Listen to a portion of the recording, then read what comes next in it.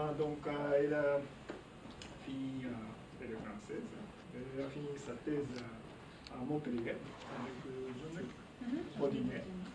Après, ensuite, elle a passé la postdoc à Rice University avec Cindy. Et après, quelques années, 2 ans, je pense, c'est déplacé au Woods Hole, à Oceanographic Institute. C'était la postdoc, puis à sciences, chercheur scientifique, staff. Depuis, je ne sais pas combien, mais c'est bien. Oui, voilà. Et donc, maintenant, en fait, on a pas mal croisé à cause de la thématique. Donc, c'est des volatiles dans la zone de Sablaxon et nous rencontrons aujourd'hui. Merci.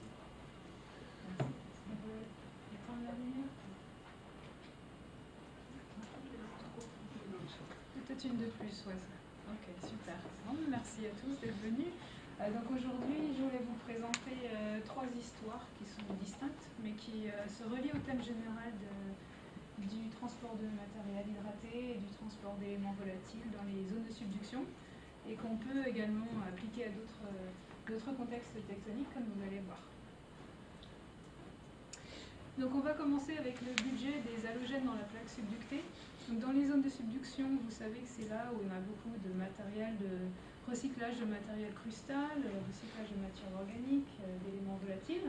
Et pour contraindre les budgets élémentaires des plaques qui se font subducter, donc comment est-ce que les éléments passent des enveloppes externes de la Terre aux enveloppes internes, on a plusieurs moyens pour faire ça.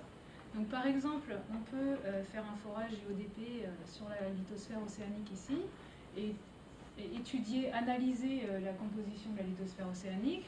On peut également regarder la composition des magmas d'arc, qui eux se forment par fusion partielle du manteau. Mais ce manteau il est également contaminé par du matériel qui vient de la plaque subductée. Et puis on peut également regarder les roches, qui sont des roches de haute pression, haute température, qui sont allées en zone de subduction et puis qui ensuite se sont fait réexhumer. Donc ce sont ce type de roches et en particulier les éclogites que je vais vous présenter aujourd'hui. Donc aujourd'hui on va parler du budget des halogènes dans les éclogites.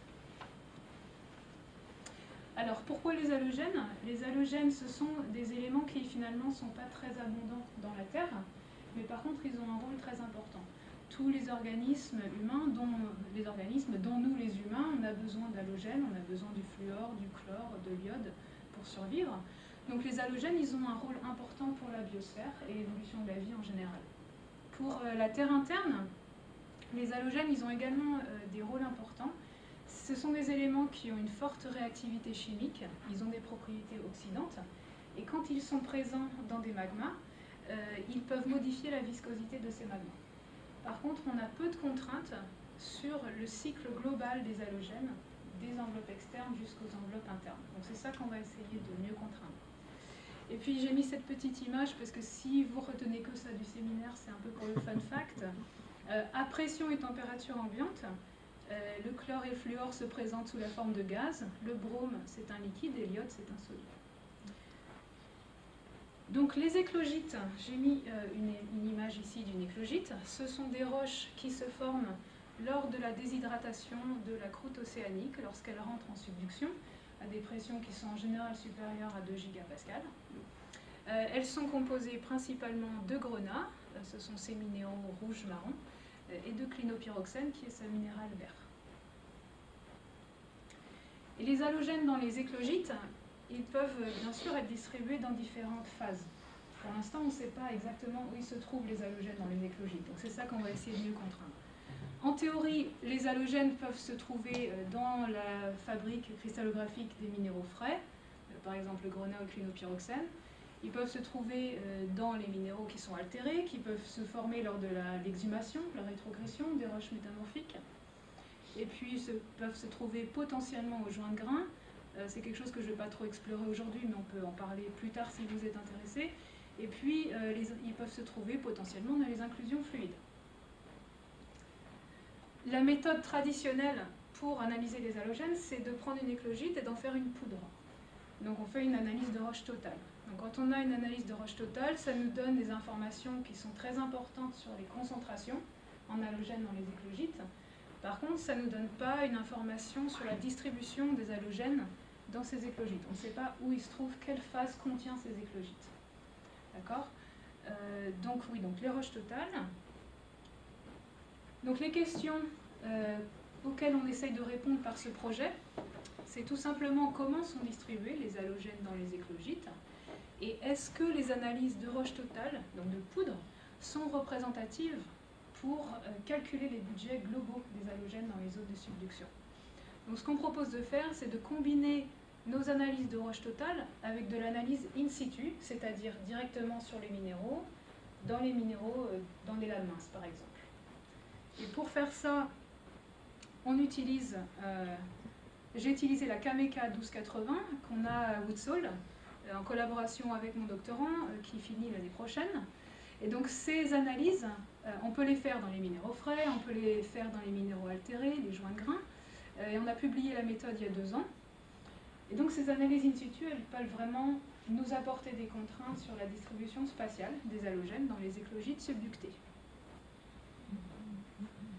Et pour les éclogites, pour ce projet en particulier, on a choisi un premier jeu de données d'éclogites qui viennent du complexe de Raspas en Équateur, donc en Amérique du Sud. Ces éclogites, elles représentent des morbes, c'est-à-dire des basaltes de rides océaniques qui ont été mis en subduction et ensuite qui se sont fait exhumer. Donc ils ont été à des profondeurs maximales d'environ 60 km et des températures d'environ 600 degrés Celsius. Mais l'information principale, c'est qu'ils représentent des basaltes de rides océaniques, donc potentiellement qui sont des bons analogues pour savoir quelle est la concentration des halogènes quand un basalte rentre en subduction et qu'il atteint le faciès éclogite, bien sûr.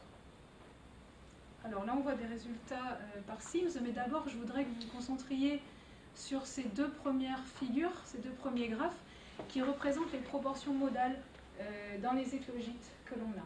On a différents types d'éclogites. On a des éclogites qui contiennent principalement du grenat et du clinopyroxène de type amphacite, et ensuite des phases accessoires, un petit peu d'apatite, un peu d'amphibole. Et puis on a des éclogites qui contiennent toujours le grenat et le clinopyroxène, mais également jusqu'à 30% d'amphibole. Vous allez comprendre pourquoi ça fait une différence pour le budget et la distribution des halogènes dans les éclogites subductées. Donc si on regarde les résultats par Sims, c'est-à-dire les résultats de microsondes ioniques sur les minéraux en analyse in situ, on voit que le fluor, il est compris quasiment, même plus que la moitié du fluor est compris dans la phase apatite. Alors que cette apatite, c'est une phase très mineure, hein, il y en a moins de 0,5%, mais elle contient, en termes de budget, plus de la moitié du fluor de toute la roche totale. Par contre, quand on a de l'amphibole, alors plus de 80% du fluor est en fait contenu dans l'amphibole, en grande majorité. Pour le chlore, on a une image qui est encore plus drastique. Quasiment tout le chlore est contenu dans l'apatite, quand on a très peu d'amphibole. Par contre, quand on a jusqu'à 30% d'amphibole, on voit que la grande majorité du chlore est également contenu dans l'amphibole. Donc ces données, elles nous informent vraiment sur... c'est une information qui nous dit où sont contenus les halogènes dans nos plaques subductées, en particulier dans ces éclogites.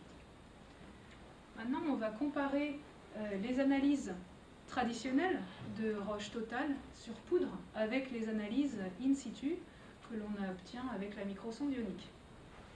Donc ici, c'est une figure qui représente la concentration du fluor dans les roches totales et la concentration du fluor mesurée par microsonde ionique. Si tout va bien et que nos 2 méthodes sont en accord, on doit tomber sur cette ligne de rapport 1. Donc on voit qu'on a 3 échantillons, si on prend en compte l'erreur, qui sont sur cette ligne de rapport 1. Donc ça nous donne une première information. Ça veut dire que si on analyse un minéral en in situ et qu'on obtient la même concentration en fluor en prenant en compte les proportions modales que si on fait une roche totale, ça veut dire que la majorité du fluor est contenue dans le réseau cristallin des minéraux. Par contre, on a d'autres échantillons ici qui apparemment ont moins de fluor si on les analyse par roche totale. Alors nos collaborateurs qui font les analyses de roche totale par pyrohydrolyse, en fait, ce qui se passe, c'est que quand on analyse les halogènes par pyrohydrolyse, lors de la préparation des échantillons, du rinçage des poudres, en général, il y a toujours une perte d'halogènes. Donc pour résumer, les informations qui peuvent être extraites de cette comparaison, on recommande d'utiliser la microsonde ionique pour déterminer le budget du fluor dans les éclogites subductées. On pense qu'elle est mieux adaptée que la pyrohydrolyse sur roche totale pour déterminer les budgets du fluor. Et puis la deuxième information, c'est que le fluor, il a l'air principalement contenu dans le réseau cristallin des minéraux. Alors maintenant, c'est la même figure, mais on regarde le chlore. Encore une fois, si nos analyses de roche totale et nos analyses in situ sont en accord, toutes nos données devraient tomber sur cette ligne de rapport 1. Ce qui se passe, c'est que nos analyses de roche totale, elles nous donnent des concentrations en chlore qui sont beaucoup plus élevées que ce que l'on voit par in situ. Alors pour résumer nos conclusions rapidement, dans ces éclogites, ici on voit un grenat, on a des inclusions fluides, comme je vous ai parlé auparavant. Dans ces inclusions fluides, il y a une certaine quantité de chlore. Elles ont été analysées par d'autres études auparavant. Quand on fait les analyses in situ par SIMS, ce qu'on analyse, c'est vraiment la matière solide du minéral. On n'analyse pas les inclusions fluides.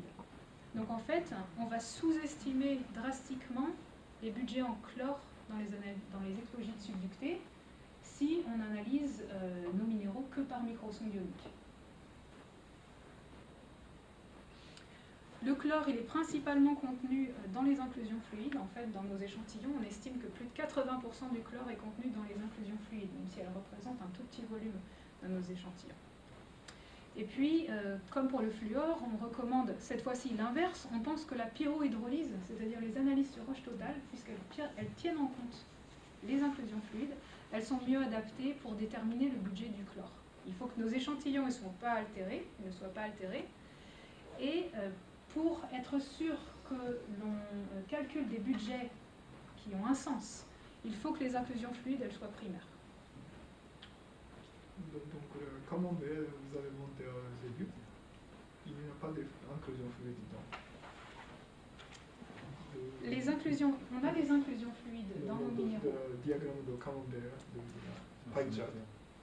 Oui, parce que le volume est tellement petit qu'on ne le verrait pas sur ce genre de figure. Oui, c'est très très peu en termes de volume, ce serait moins de 0,1%. C'est pour ça. Donc en fait, le chlore, si on n'a pas d'inclusion fluide, le chlore il est principalement contenu dans l'apatite. Si on a de l'amphibole, il est principalement contenu dans l'amphibole. Et si on a des inclusions fluides, il est principalement contenu dans les inclusions fluides. Ça, c'est une figure qui résume les concentrations en chlore et en fluor dans nos éclogites de Raspace, ici, qui est le point jaune, comparé à d'autres points de la littérature. Alors, j'aimerais que vous vous concentriez sur ces points gris, qui sont les morbes, donc les basaltes de rides océaniques. Des basaltes qui ne sont pas altérés par l'eau de mer seraient probablement des basaltes qui ont ce type de concentration en chlore. Et puis, il y a ces étoiles, ces 4 étoiles ici, elles représentent des estimations de la croûte océanique altérée, c'est-à-dire on a un morbe qui se forme à la ride océanique, qui subit de l'altération hydrothermale, et ensuite qui est donc altéré, qui a eu du chlore qui s'est rajouté. Donc ça, c'est une façon de visualiser comment le chlore et le fluor vont bouger pendant l'altération hydrothermale et puis la subduction. Donc par exemple, on part d'un morbe qui a ce type de concentration en chlore et en fluor. Pendant l'altération hydrothermale, le morbe s'enrichit énormément en chlore. Par contre, le fluor ne bouge pas vraiment. Et puis ensuite, cette croûte océanique altérée, toutes ces étoiles, elles vont rentrer en subduction, elles vont reperdre la quasi-totalité de leur chlore. Et le fluor, encore une fois, il n'aura pas vraiment bougé.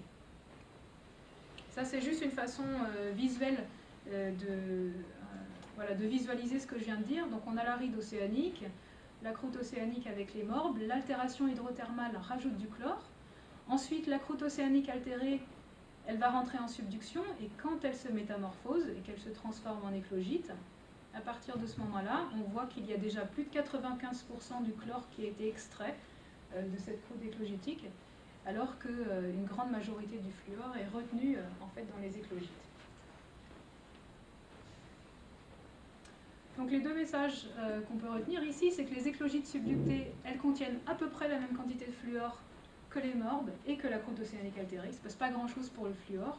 Il est retenu dans le slab jusqu'au faciès éclogite et il est principalement contenu dans le réseau cristallin des minéraux, soit dans l'apatite, soit dans l'amphibole. Pour le chlore, on voit que les éclogites subductées, elles contiennent beaucoup moins de chlore que la croûte océanique altérée. Le chlore s'est échappé en grande quantité de cette croûte avant le faciès éclogite. Et ce chlore, si on a des inclusions fluides, il est principalement contenu dans les inclusions fluides. Alors on va passer à notre deuxième histoire, qui est cette fois pas sur les halogènes, mais sur l'eau. Et on va s'intéresser au changement de volume et de composition pendant la serpentinisation, qui peut s'appliquer au contexte de zone de subduction et également au contexte de ride océanique. Donc la serpentinisation, c'est l'altération hydrothermale de roches ultramafiques, donc par exemple des roches du manteau, des péridotites. Ce qui se passe pendant la serpentinisation, c'est qu'on a une péridotite qui est fraîche ici, qui contient de l'olivine, du pyroxène, une phase alumineuse. Et avec l'apport d'eau, elle se serpentinise, la minéralogie change, la chimie change également un petit peu, et on transforme cette péridotite en serpentinite. La serpentinisation, c'est un processus qui a lieu dans différents environnements tectoniques, principalement aux rides océaniques par l'altération hydrothermale. Et puis également, juste avant d'entrer en subduction, si la plaque qui entre en subduction se courbe, si on peut créer des nouvelles fractures et si des fluides peuvent atteindre le manteau au niveau de ces fractures, alors on peut avoir un deuxième épisode de serpentinisation. Donc c'est un processus qui se passe dans beaucoup d'environnements. Et pour accommoder cet apport d'eau dans les roches ultramafiques, il y a deux processus qui ont été suggérés. Un processus isochimique, où pour accommoder l'apport des molécules d'eau, de l'eau dans la péridotite, il faut faire gonfler la roche, il faut bien la mettre quelque part, cette eau. Donc on augmente de volume pour créer la serpentinite.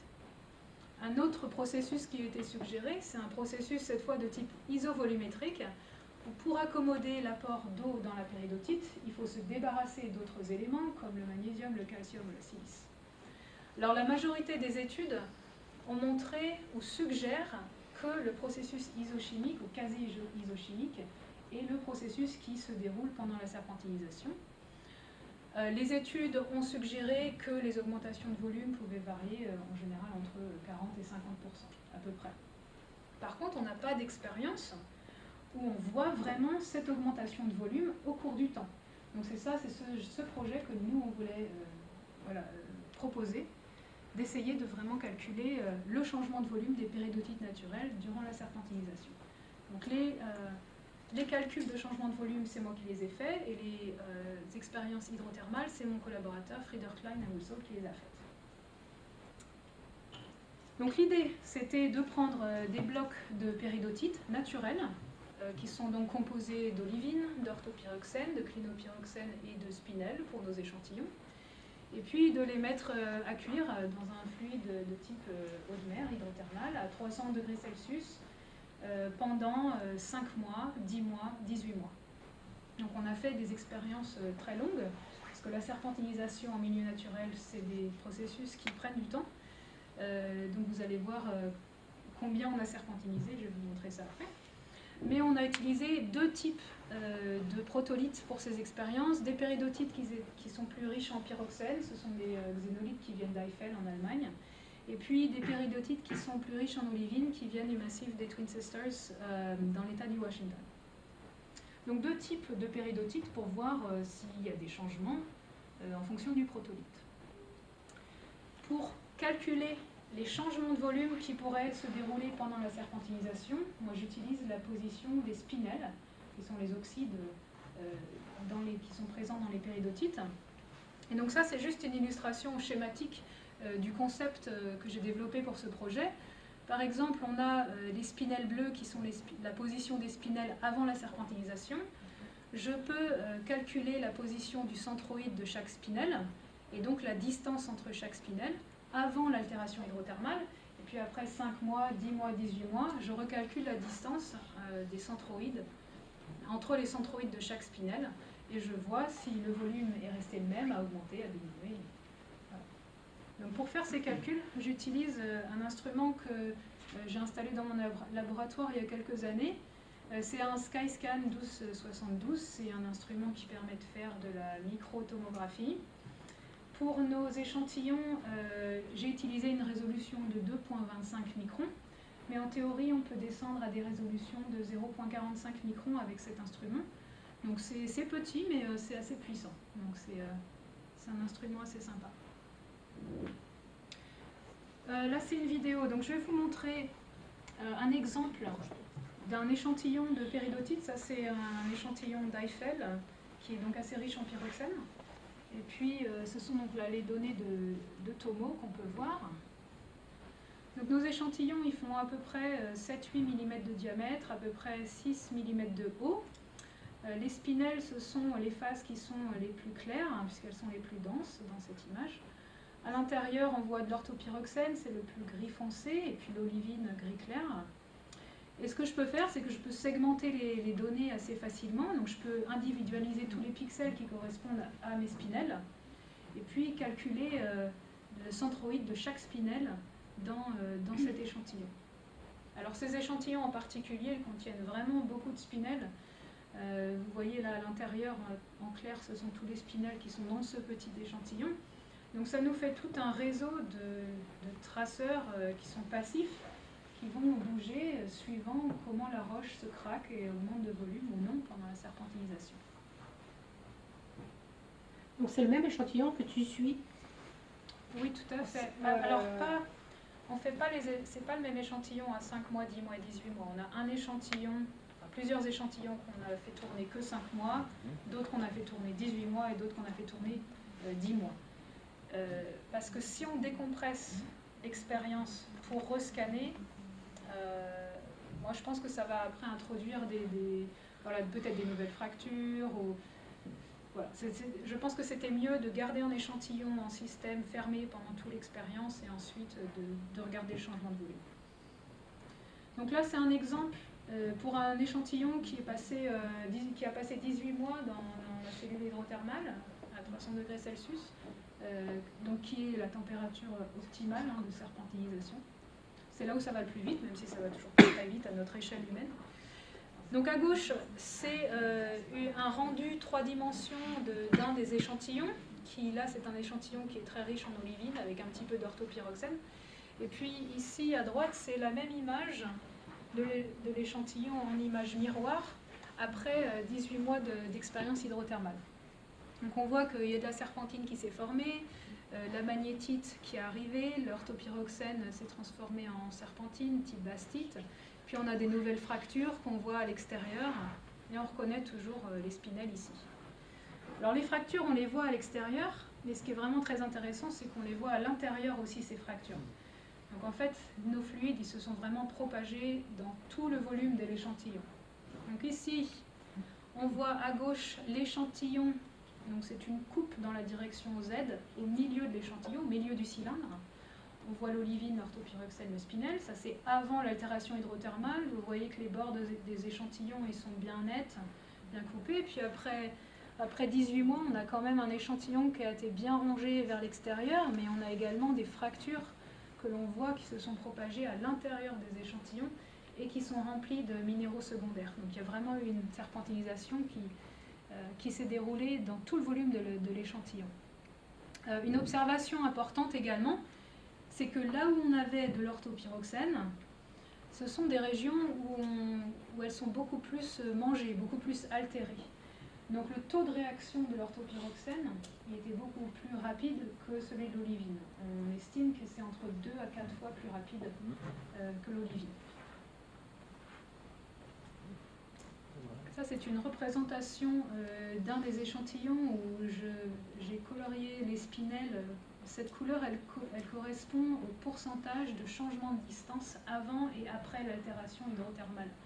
Donc en fait, je peux montrer toutes mes données dans un système X, Y, Z, où chaque centroïde de spinel est positionné exactement comme dans l'échantillon.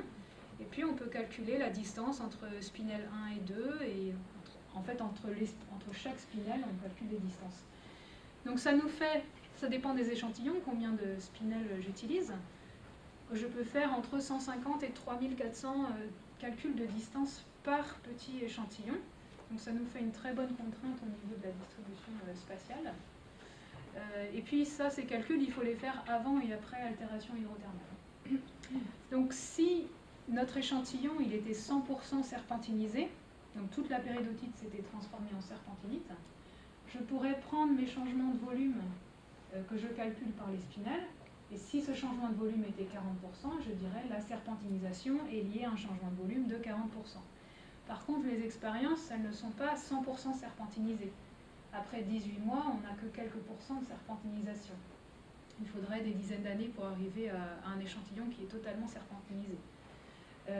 Donc ce qu'on fait, c'est que j'utilise les changements de volume que je calcule par mes spinels, que je vais normaliser au degré d'altération.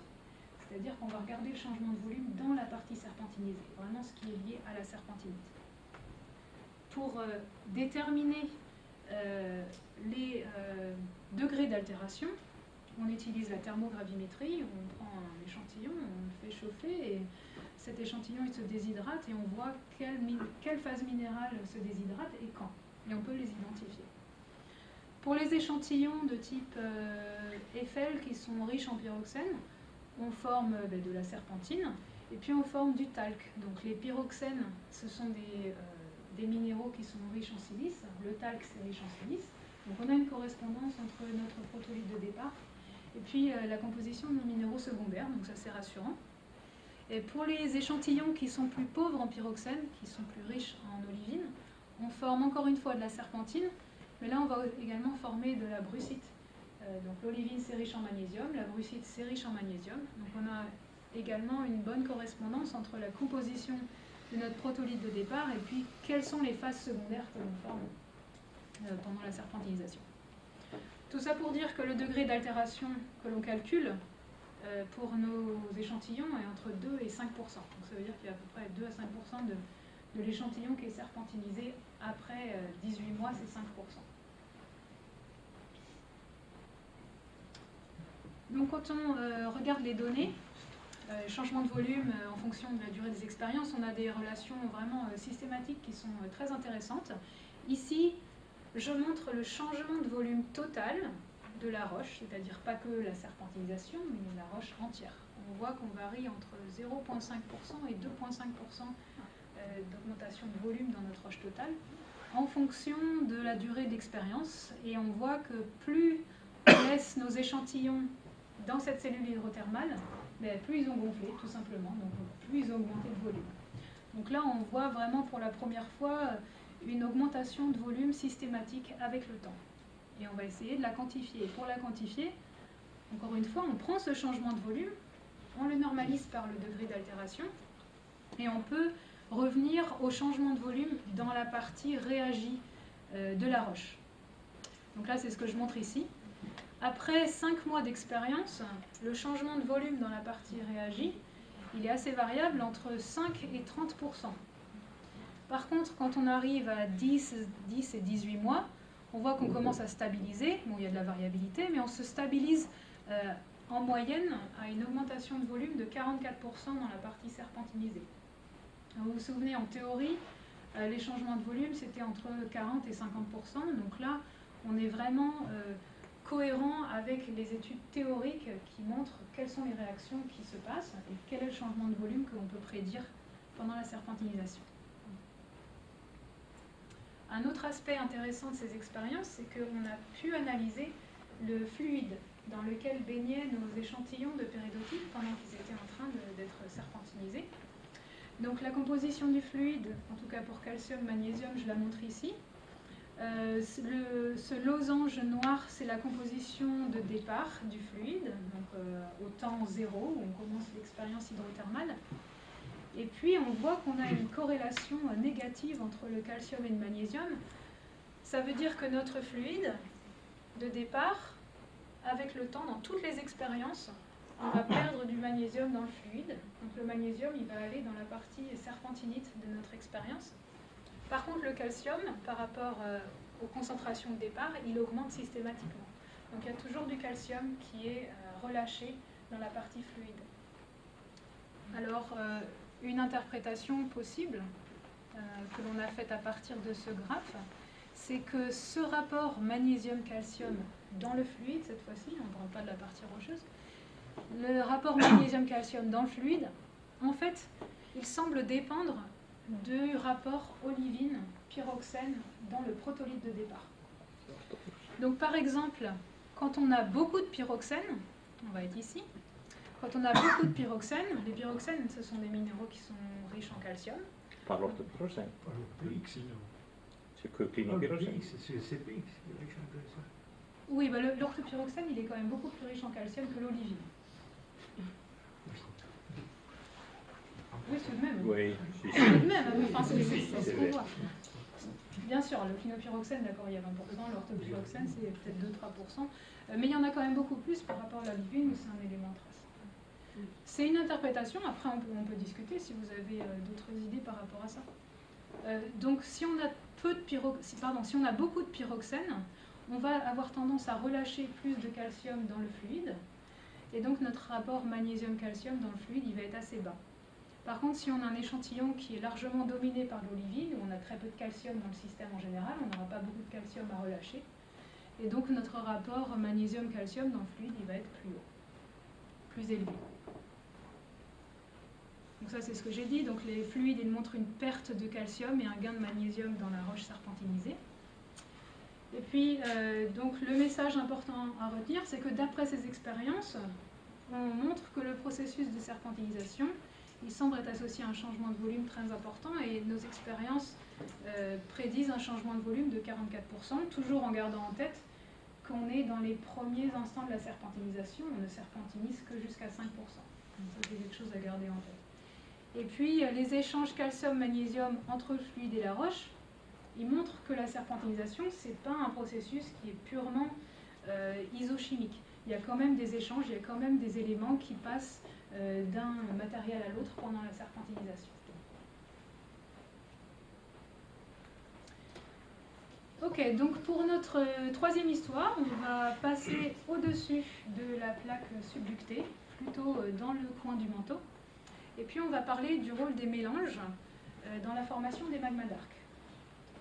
Alors pour ceux qui ne sont pas familiers avec les mélanges, ce sont ces roches qui se forment à l'interface entre la plaque subductée et le manteau supérieur. Et comme leur nom l'indique, c'est un mélange, ce sont des mélanges de sédiments, d'éclogites, de serpentinite. Ils peuvent contenir des quantités d'eau très différentes. Il y a des mélanges qui ont entre 1 et 2 à 2% d'eau, d'autres mélanges qui ont plutôt 7-8% d'eau. Donc ce sont des roches à chimie très variable, tant au niveau des volatiles que des traces, que des majeurs. Cette figure, elle illustre ce qui peut se passer dans un mélange lorsqu'il mature, lorsqu'il mûrit en zone de subduction. Donc on part d'un mélange qui sont probablement des gros blocs d'éclogites, des blocs de métasédiments, des blocs de serpentinite. Et puis à mesure du mélange mécanique et de la percolation de fluide, on peut créer une matrice qui a la composition en roche totale à peu près représentative du mélange de départ. Donc ce sont ces matrices que j'ai utilisées pour les expériences de haute pression, de température que je vais présenter. Mais d'abord, la question c'est pourquoi est-ce qu'on s'intéresse au mélange, pourquoi est-ce que ce sont des roches intéressantes. Cette figure, elle montre une zone de subduction, elle montre la résistivité ou la conductivité dans une zone de subduction. Les mélanges, ce sont des roches, on a suggéré que par leur densité, ils pouvaient probablement se détacher de la plaque subductée et remonter dans le coin du manteau. Alors ça, c'est une hypothèse, hein, donc il faut la tester. Et quand on regarde par la géophysique, par exemple ici, on a une grosse zone de faible résistivité ou conductivité élevée, qui a été interprétée soit en termes de fluide, soit en termes de magma hydraté, mais pourquoi pas un diapire de mélange également dans tout ça. Donc les mélanges, potentiellement, ils peuvent avoir un rôle très important dans la formation des magmas d'arc. Et donc c'est pour ça qu'on va faire des expériences. Si on considère que les mélanges peuvent effectivement se détacher de la plaque subductée dans les zones de subduction, est-ce que l'incorporation de mélanges au manteau de subduction peut générer des magmas qui ont une composition similaire à des magmas d'arc. Pour faire ces expériences que j'ai fait avec mon étudiant Emmanuel, on a utilisé le piston cylindre. On a fait varier les températures entre 1200 et 1350 degrés, des pressions de 1,5 à 2,5 GPa. Et on a utilisé deux types de mélanges. Ici, c'est une figure qui montre la composition chrome-aluminium versus oxyde d'aluminium pour nos deux types de mélanges. Le mélange de type sédiment, il tombe juste à côté de la composition GLOS ici, qui est la composition globale des sédiments océaniques subductés. Donc c'est pour ça qu'on l'a appelé un sédiment de type mélange. Tous les mélanges sur la planète, enfin une grosse compilation en tout cas, ce sont les ronds gris ici. Puis notre deuxième mélange, il a une composition qui est différente également. On l'a appelé mélange de type serpentine parce que vous voyez, toutes les croix, ce sont les compositions serpentines. Donc il a une composition qui est plus influencée par la serpentinite des zones de subduction. Donc on a ces deux types de mélanges. Et ce qu'on a fait, c'est que on a pris une poudre de péridotite et on a mélangé le mélange. C'est un petit peu difficile, mais bon. Donc on a péridotite à peu près entre 85 et 95%, et on a mélangé 5 à 15% de cette matrice dont je vous parlais de mélanger. On fait une poudre homogène, et cette poudre homogène, on la fait fondre à haute pression et haute température. Et on regarde la composition des magmas. Donc on fait ça pour les deux types de mélanges. C'est l'exo-ionosidroité. Alors ces mélanges en particulier, ils ont à peu près entre 1 à 2% d'eau. C'est des mélanges qui ne sont pas particulièrement riches en eau. Et puis là, on est en train de faire des expériences sur des mélanges qui ont plutôt 7 à 8% d'eau pour voir s'il y a une différence significative. S'il y a des personnes qui ne sont pas des géochimistes dans la salle, je voulais juste rappeler que les magmas d'arc, comparés aux magmas de rides océaniques, ils ont des teneurs et des fractionnements en termes d'éléments traces qui sont très différents. Donc là, on a le champ des magmas d'arc naturels primitifs, en termes d'abondance pour certains éléments traces, normalisé à des basaltes de rides océaniques. Donc un morbe qui se forme en ride océanique aurait cette composition sur cette ligne horizontale. Donc on voit que les magmas d'arc en général, ils ont beaucoup de variabilité, mais en général, ils ont des enrichissements en barium, en thorium, ils ont des appauvrissements en niobium, par rapport à un basalte qui se forme par fusion partielle, par décompression du manteau océanique en contexte de ride. Donc ici, c'est la même figure que je viens de vous montrer avec ce même champ de magma d'arc. Et puis ce que je montre ici en bleu, ce sont les magmas naturels d'arc de type calcalcalin. Et en vert, c'est la composition de nos magmas expérimentaux qui viennent des expériences où j'ai mélangé la péridotite et du mélange de type sédiment, donc un des deux types de mélange. Ce qu'on voit, c'est que on reproduit relativement bien les fractionnements que l'on observe dans les magmas de type calcalcalin. Alors les éléments traces, c'est une chose. Maintenant, on va aussi regarder les éléments majeurs. Par exemple, le potassium versus la silice. Donc les expériences qui correspondent aux lignes vertes, ce sont les expériences ici. Et puis j'ai aussi rajouté, ça c'est toutes les expériences de type, avec le mélange de type sédiment. On voit que ces expériences ont une composition similaire aux magmas naturels de type calcalcalin, qui sont les ronds bleus, ici. Donc on a une bonne cohérence entre les éléments de trace et les éléments majeurs. Ça c'est quelque chose d'important, parce que dans des expériences, des fois on rapporte que les éléments traces ou que les éléments majeurs, et je pense que c'est important de regarder les deux en même temps.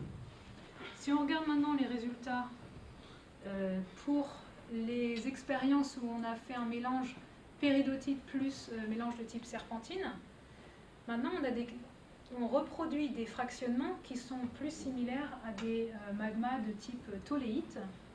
Donc en vert, ce sont les magmas de type tolléitique naturel. Et puis en orange, c'est la composition des magmas expérimentaux. Donc quand je dis magmas expérimentaux, Bien sûr, ce sont des magmas qui ont refroidi, qui se sont transformés en verre et qu'on analyse par les moyens géochimiques qu'on a à disposition. Donc ça, ce sont les éléments traces. Et en termes d'éléments majeurs, encore une fois, on a une bonne cohérence entre les éléments traces et les éléments majeurs. Nos expériences ici, où on a un mélange de type serpentine, en termes d'éléments majeurs, on est également proche de la composition des magmas naturels de type tholéite. Donc c'est intéressant parce que ça nous donne une indication que potentiellement l'incorporation de mélange dans le manteau de subduction pourrait produire des magmas qui ont les caractéristiques chimiques en éléments majeurs et en éléments traces des magmas d'arc. Et en particulier, on remarque que l'incorporation de mélanges du type sédiment, qu'on a défini, peut produire des magmas qui ressemblent à des magmas calcalins, alors que les mélanges de type serpentine peuvent produire des magmas qui ressemblent plus à des magmas tholéitiques, beaucoup moins riches en alcalin.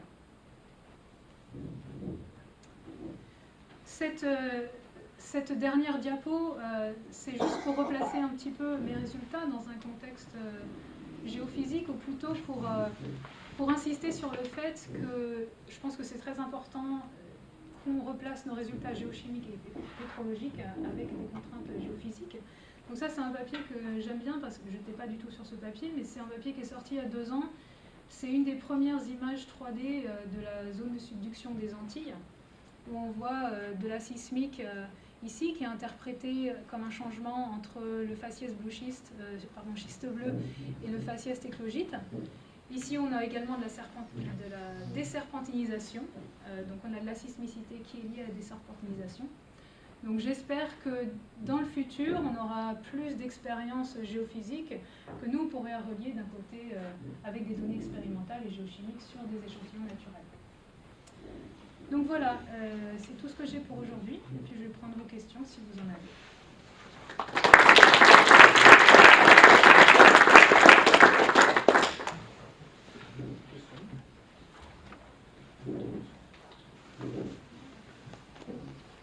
Sur le chapitre 2, Ouais. quand tu montres les différents points, en fait, c'est que tu as plusieurs échantillons où tu as laissé interagir le même point, j'imagine. Il y a différents points pour la même durée. Ouais, pour la même Oui, durée. c'est ça. Est-ce que tu relis ça, parce qu'il y a des variations quand même un peu importantes, tu relis ça à la fracturation? Tu as pu quantifier la fracturation avec les reconstructions? La fracturation, je ne l'ai pas encore quantifiée. L'étape là que je vais faire dans les mois qui viennent, c'est de regarder exactement à petite échelle comment les changements de volume correspondent à la position de la fracturation et des proportions modales. C'est-à-dire si on a une zone dans l'échantillon qui est plus riche en pyroxène, est-ce qu'on a un changement de volume qui est différent par rapport à d'autres zones? Parce qu'en théorie, ça devrait être des changements de volume qui sont légèrement différents. Donc ça peut être lié à la fracturation, mais je n'ai pas encore la réponse par rapport à ça. Ça peut être lié au fait que les protolithes, surtout dans Eiffel, ils ont des proportions modales qui sont assez différentes. On peut aller de 20% d'orthopyroxène à quelque chose, c'est quasiment une pyroxénite. Donc je pense qu'il y a de la variabilité par rapport à la composition initiale du protolithe. Il peut y avoir de la variabilité par rapport à la porosité initiale, qui est assez dure à quantifier parce que dans Eiffel, on a certains gros pores. Par contre, les tout petits pores, c'est très difficile avec la microtomo de vraiment les voir, avec la résolution même de 2 microns. Donc ça peut être une question de porosité initiale, composition modale du protolithe, et puis comment la fracturation s'effectue et se distribue dans l'échantillon. Et c'est vrai qu'il faudrait plus d'échantillons pour faire ça et faire des expériences plus longues, si on pouvait. Ok, Nathalie après.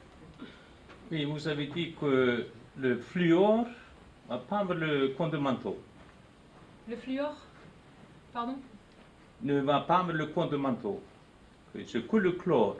Très peu de fluor. Là, c'est basé sur le fait que vous avez encore un amphipore dans l'éclogite. Mais si amphipore se déstabilise, le fluor peut partir aussi, non? Oui, tout à fait. Et puis après, il n'y a pas que les éclogites subductés, il y a aussi les serpentinites. Donc les serpentinites peuvent jouer un rôle assez important également pour transporter le fluor et le chlore. Donc dans les éclogites subductées, celles qui n'ont plus d'amphibole, on voit qu'elles ont aussi une teneur en fluor qui est assez faible. On ne voit pas une grande variation. Voilà. Nos amphiboles, finalement, elles contiennent du fluor, mais ce n'est pas énorme comparé à l'apatite non plus.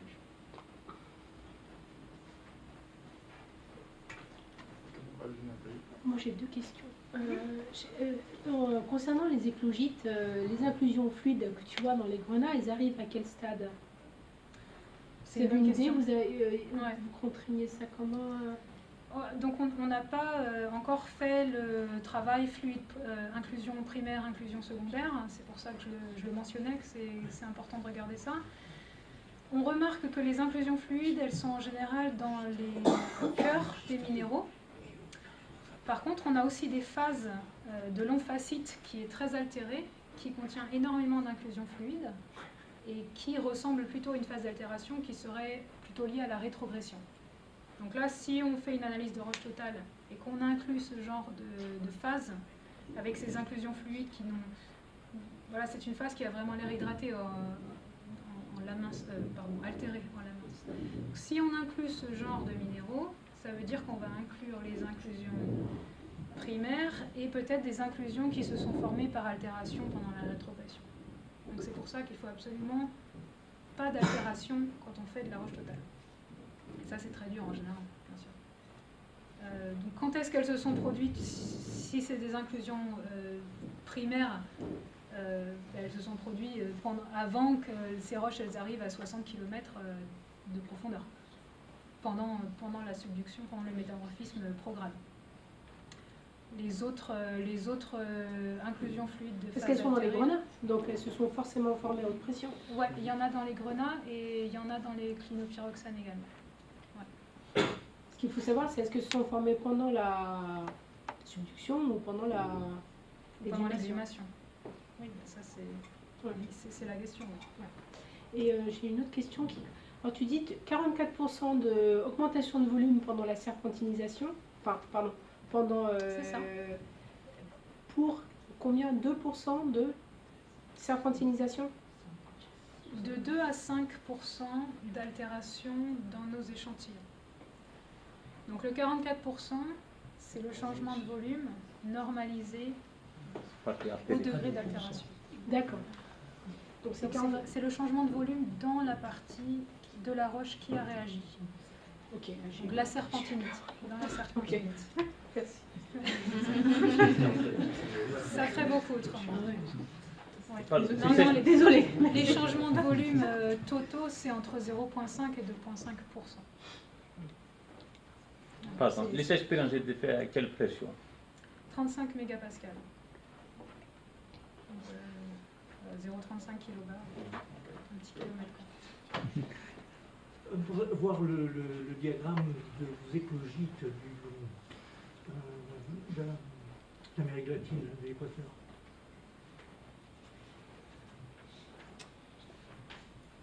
Le diagramme, celui-ci. Voilà, celui-là, oui. Alors, dans l'éclogite de droite, il y a beaucoup d'amphiboles. Tout à fait. C'est ça, à Oui, droite. oui.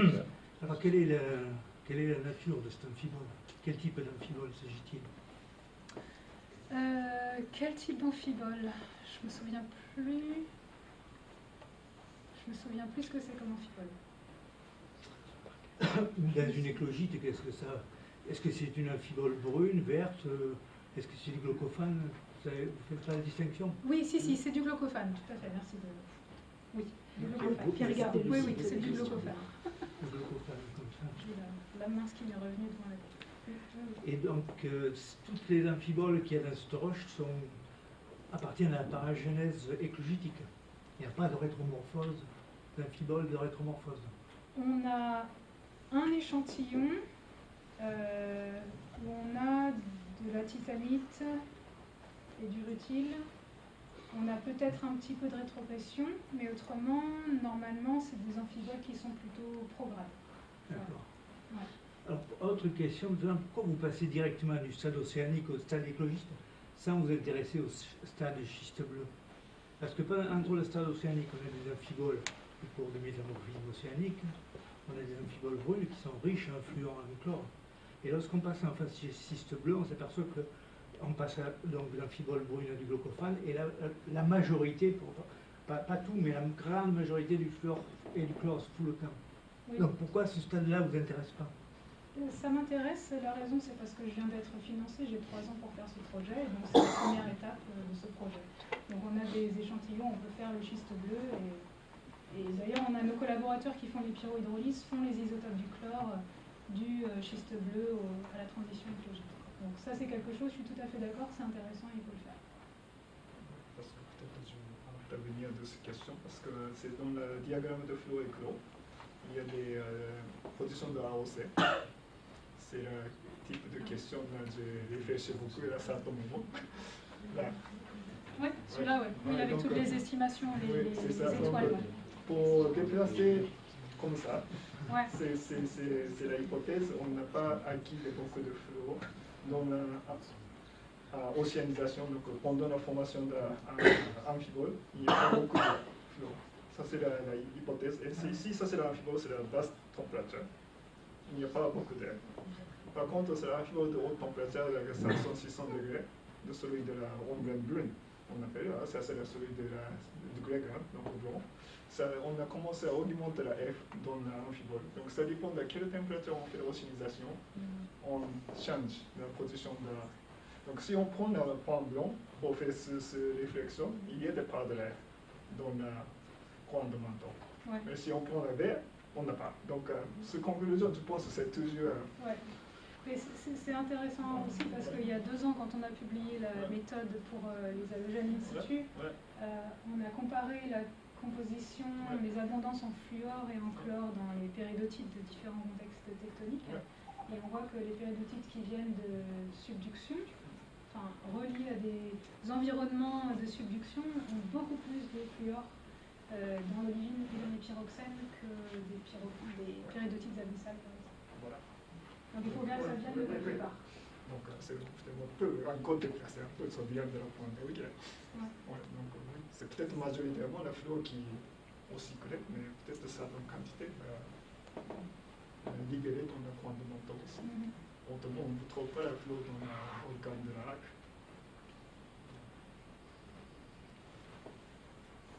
Donc c'est moi. Oui, vous terminez très fort. Vous nous expliquez l'origine de la série taulitique, et cette série calcalcalique. Ah, mais pratiquement. C'est des codes de mélange différents. Mélange serpentinisé ou mélange de type sédiment. Par contre, il y a des autres qui ont proposé que c'est plutôt lié aux fusions partielles des sédiments subduits ou déshydratation de la plaque subduite. Vous arrivez à une conclusion complètement différente. C'est ça, oui. Quel qu'on devrait croire. Il y a un papier qui est sorti sur les isotopes, sans pouvoir en parler si vous avez du temps, pour essayer d'expliquer la systématique des isotopes dans les arcs. Est-ce que le matériel sédiment éclogite serpentinite doit d'abord se mélanger et ensuite fondre, ou est-ce que ce matériel doit d'abord fondre à l'interface slab-manteau et ensuite se mélanger au coin du manteau? Les systématiques en isotope semblent montrer qu'on doit d'abord faire un mélange et ensuite le fondre. C'est-à-dire les systèmes isotopiques. Soyez un peu plus précis parce que strontium, je ne pense pas qu'on peut distinguer en fait. Bah alors, il faudrait expliquer pourquoi est-ce qu'on a ces systèmes isotopiques. Après, moi, c'est pas moi qui ai fait cette étude, mais il faudrait expliquer pourquoi est-ce qu'on a des corrélations qui correspondent plutôt à un système où il faut d'abord mélanger le matériel ensemble et ensuite le faire fondre. Bon, mais si je reviens plutôt sur moi, ce que je fais, les mélanges, ils existent sur le terrain, ils sont là. Donc la question, c'est, s'ils sont là, ils se forment en zone de subduction, normalement, est-ce qu'ils peuvent avoir un rôle dans la composition, dans la formation des magmadeurs? Voilà, les expériences que j'ai proposées, c'est s'ils ont un rôle, si on peut les prendre, ces mélanges, et les mélanger au coin du manteau, est-ce qu'on peut former quelque chose qui a une composition en termes d'éléments majeurs, en termes d'éléments traces, en termes de fractionnement élémentaire, à quelque chose qui ressemble à des magmadars. Parce qu'en fait, ce qu'on fait fondre, c'est ce qui est plus facile à faire fondre dans le mélange. Ce n'est pas le mélange en total. Hein. Non, mais quand En on masse. fait fondre, oui. On fondrait. Un taux de fusion qui va s'échapper, c'est pas à 100%. Ah, donc là, ce sera plutôt lié au taux de fusion de mélange que le mélange lui-même, la nature du mélange. Le taux de fusion du mélange dans la péridotite, vous voulez dire? Dans le mélange de mélange. Ouais. Oui. Qui peut se mélanger. Donc, Mais bon. par exemple, les mélanges, si on fait fondre un mélange pur, pas avec de la péridotite, si on fait fondre un mélange pur, En totalité? non, fusion partielle.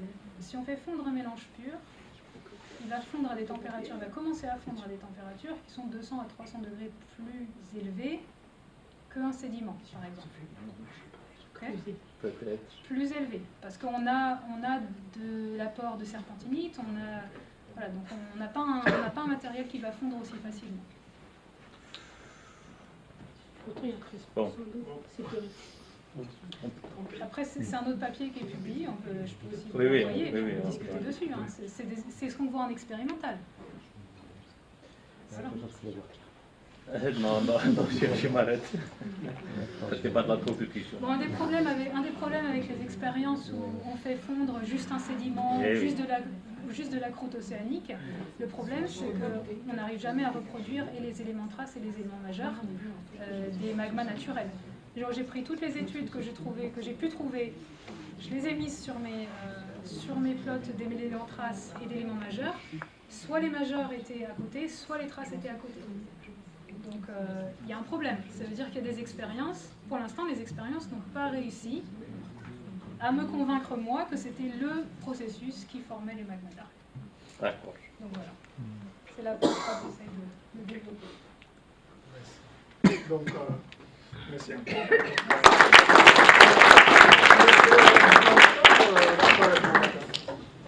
Demain matin, je suis là. Je peux